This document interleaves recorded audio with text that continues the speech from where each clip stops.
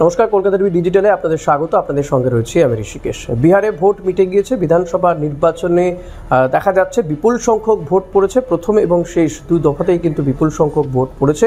আর এই বিপুল সংখ্যক ভোটাভুটির পরে কিন্তু দুপক্ষই অর্থাৎ মহাগঠবন্ধন এবং ইন্ডিয়া বা এনডিএ তারা আশাবাদী যে তারাই ক্ষমতায় আসছে, বা এনডিএ তারাও আশাবাদী যে তারাই ক্ষমতায় আসছে। কিন্তু কারা আসছে ক্ষমতায়, কে বসবেন কুর্সিতে, এটা জানতে আরও কিছুটা সময় অপেক্ষা করতে হবে। 14ই নভেম্বর বিহারে এই ভোটের ফল প্রকাশ, তখনই কিন্তু পরিষ্কার হয়ে যাবে যে কে বসছে কুর্সিতে। আবারও কি নীতিশ কুমার না নতুন কোনো মুখ্যমন্ত্রী পাবে বিহার। তবে তার আগে এক্সিট পোল কিন্তু দেখা যাচ্ছে, যে সমস্ত এক্সিট পোলগুলো হয়ে থাকে এবং হয়েছে, তাতে দেখা যাচ্ছে যে সমীক্ষকরা কিন্তু এই বিহারে এনডিএকে তারা এগিয়ে রাখছে। প্রায় সমস্ত এক্সিট পোলগুলোতেই বা বুথ ফেরত সমীক্ষাতেই কিন্তু নীতিশ কুমার এবং বিজেপিকে এগিয়ে রেখেছে।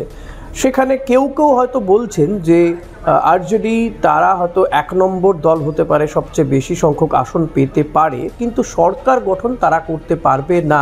কারণ তাদের যে জোট রয়েছে বা শরিক দলগুলি রয়েছে, কংগ্রেস বা বামেরা, তারা তেমন আসন পাবে না বলে ক্ষমতায় আসতে পারবে না মহাগঠবন্ধন। কিন্তু এনডিএ তারাই ক্ষমতায় আসছে, এমনটা কিন্তু এক্সিট পোলগুলোতে ইঙ্গিত পাওয়া যাচ্ছে। যদিও সবসময় যে এক্সিট পোল মিলে যায় এমনটা নয়, বহু সময় দেখা গিয়েছে ডাহা ফেল করেছে এই এক্সিট পোল।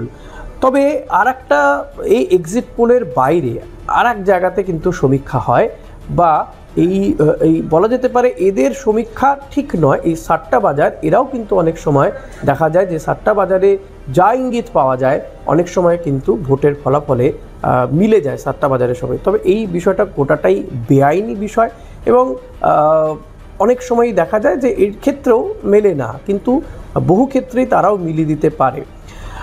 রাজস্থানের ফালৌদি সাট্টা বাজার, এই যে যত সাট্টা বাজার রয়েছে তার মধ্যে এই ফালৌদি সাট্টা বাজার কিন্তু সবচেয়ে বেশি জনপ্রিয়। মানে এদের ইঙ্গিত বা এখান থেকে এই সাট্টা বাজার থেকে যে ইঙ্গিতটা পাওয়া যায় যে কারা আসছেন ক্ষমতায়, তারা কিন্তু দেখা যায় যে এই ফালৌদি সাট্টা বাজারের যে ইঙ্গিত পাওয়া যায় সেটা অনেকখানি মিলে যায়, অনেকাংশে মিলে যায়। আর এই ফালৌদি সাট্টা বাজার কিন্তু যা বুথ ফেরত সমীক্ষা তার থেকে কিছুটা আলাদা তাদের বক্তব্য। এই সাট্টা বাজারে কিন্তু অন্যরকমই ফল পাওয়া যাচ্ছে। সেখানে দেখা যাচ্ছে যে বিহারে সেয়ানে সেয়ানে কার্যত লড়াই হতে চলেছে তেজস্বী যাদব বা মহাগঠবন্ধন এবং এনডিএর মধ্যে। ফলত কে কুর্সিতে বসবে সেটা নিয়ে এই সাট্টা বাজার, ফালৌদি সাট্টা বাজার, তারা কিন্তু বা সেখান থেকে যে ইঙ্গিতটা পাওয়া যাচ্ছে যে কড়া টক্কর হবে।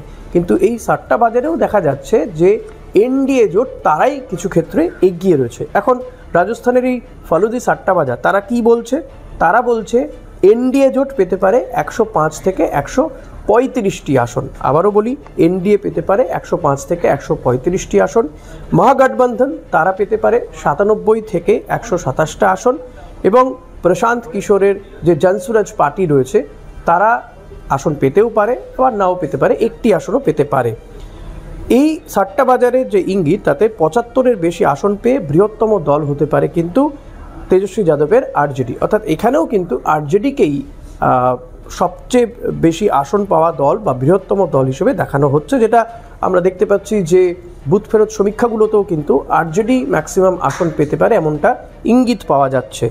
সাট্টা বাজার অনুযায়ী মুখ্যমন্ত্রীর হওয়ার ক্ষেত্রে 60% এগিয়ে রয়েছেন নীতিশ কুমার, আর এক্ষেত্রে তেজস্বীর চান্স হচ্ছে 40%। মানে এই দুজনের বাইরে আর কাউকে মুখ্যমন্ত্রী কিন্তু কোনো দিক থেকেই দেখানো হচ্ছে না, বা এই নীতিশ কুমার আর তেজস্বী যাদবের মধ্যেই কিন্তু মুখ্যমন্ত্রী হওয়ার ক্ষেত্রে একটা লড়াই দেখা যাচ্ছে। এখন বুথ ফেরত সমীক্ষা মিলবে নাকি এই ফালৌদি সাট্টা বাজার, কোনটা মিলবে সেটা কিন্তু জানা যাবে 14ই নভেম্বর। ফলত অপেক্ষা আপনাদেরকে করতেই হবে। আরেকটু অপেক্ষা করলেই পরিষ্কার হয়ে যাবে যে বিহারের কুর্সিতে কে বসতে চলেছে। আবারও কি নীতিশ কুমার নাকি নতুন কোনো মুখ্যমন্ত্রী পাবে বিহার।